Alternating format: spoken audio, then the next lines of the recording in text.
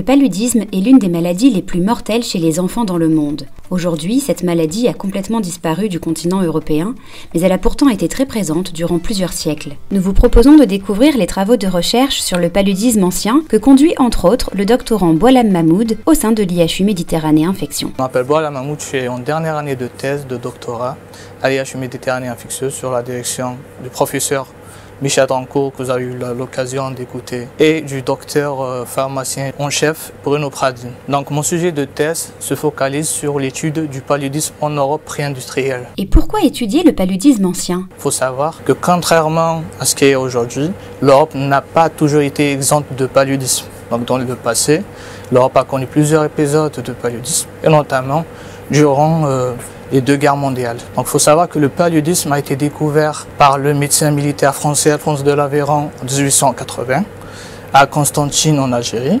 Donc il a pu observer pour la première fois des gamètes de paludisme. C'est le premier à avoir indiqué que la cause du paludisme appelé à l'époque était d'origine parasitaire, non pas bactérienne. Donc c'est bien après qu'un médecin anglais a confirmé la transmission du paludisme par vecteurs qui sont les mustécanophèles.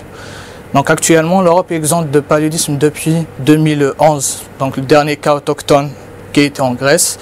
Concernant la France, le dernier cas autochtone était en Corse en 2006.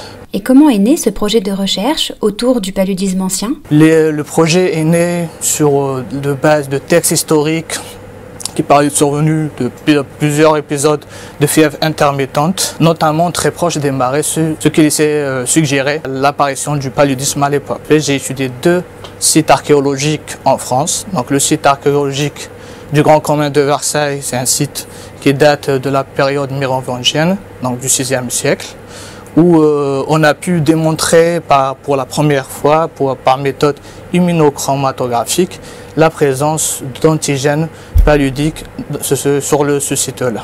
Donc le deuxième travail qu'on a réalisé, c'est porté sur le site archéologique de Mariana en Corse. Donc c'est un site qui date entre le 9e et le 13e siècle. Donc les datations qui se font d'ailleurs par carbone 14 ne sont pas très précises. Donc on a une intervalle de date, donc entre le 9e et le 13e siècle, où là on a utilisé cette fois-ci plusieurs méthodes de diagnostic, soit par biologie moléculaire, génomique par métagénomique, et aussi immunologique par deux méthodes, par l'immunochromatographie en première ligne et après par la paléoauto-immunohistochimie en deuxième ligne. Donc ces travaux ont permis pour la première fois, en plus des confirmations qui sont historiques par les textes historiques, aussi les illustrations, notamment les peintures, que le paludisme était bel et bien endémique en Europe et surtout en France, plus précisément.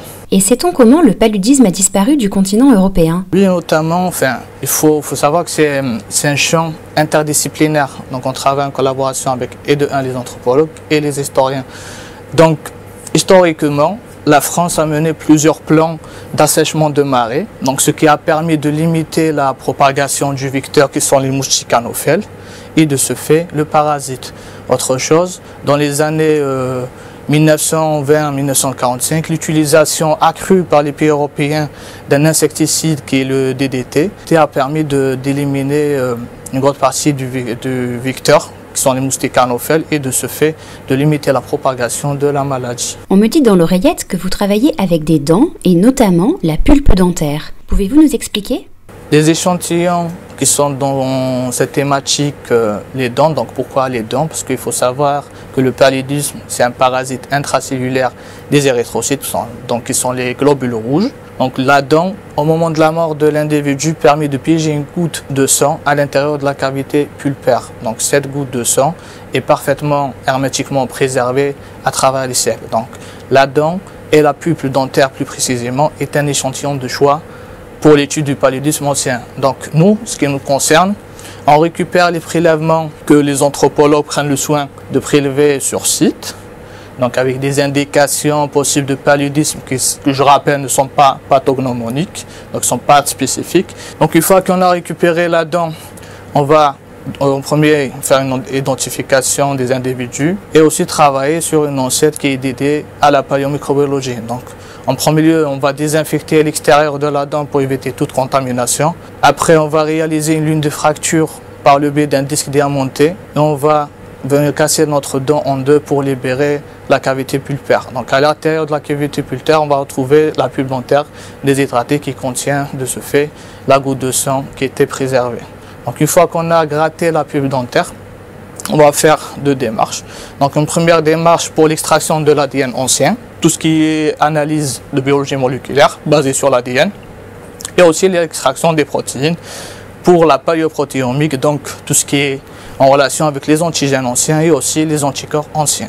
Par la suite, on va faire des PCR spécifiques ou bien du séquençage direct par métagénomique concernant l'ADN ancien et des techniques d'immunochromatographie pour cibler les antigènes et aussi de la sérologie pour cibler les anticorps spécifiques. Enfin, en première ligne, on réalise la méthode de la paléo-auto-immunohistochimie. Donc c'est une méthode qu'on a inventée nous au laboratoire, donc qui permet de déceler s'il y a eu une réaction antigène-anticorps, ce qui signifie la survenue d'une cause infectieuse chez l'individu. Est-ce qu'il y en a un mort? On ne peut pas être certain sans faire des travaux plus poussés, mais on est sûr d'avoir un pathogène ou un micro-organisme étranger dans l'échantillon. Existe-t-il un risque de voir le paludisme se réimplanter en Europe?